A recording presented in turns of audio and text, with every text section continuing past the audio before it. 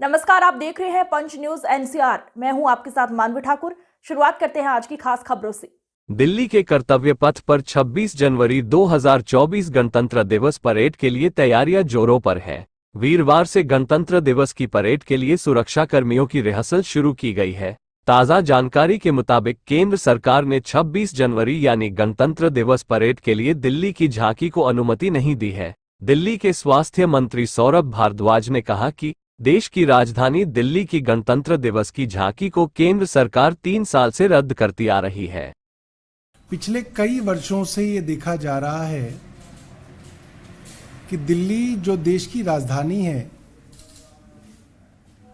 उसकी जो 26 जनवरी की झांकी होती है, जो हमारा टेब्लो होता है, उसको केंद्र सरकार बार बार रिजेक्ट कर रही है। ये बात बताने योग्य है कि 26 जनवरी की झांकी दिल्ली में ही होती है। दिल्ली देश की राजधानी है।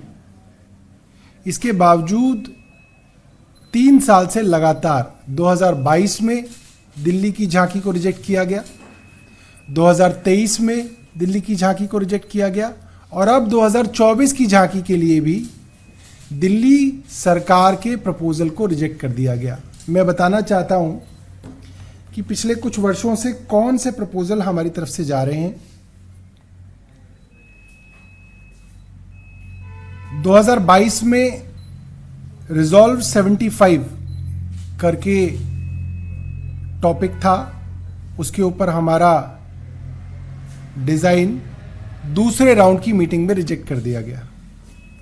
2023 में नारी शक्ति विषय था, उसमें भी हमारा डिजाइन रिजेक्ट कर दिया गया और 2024 में विकसित भारत क्राइटेरिया था, उस पर भी दिल्ली सरकार के आइडिया को रिजेक्ट कर दिया गया। अब कल कुछ भारतीय जनता पार्टी के लोग कह रहे थे कि वो तो टॉपिक पे डिपेंड करता है, तो ये जो टॉपिक है, जो विषय है, वो केंद्र सरकार ही देती है। उस केंद्र सरकार के विषय पे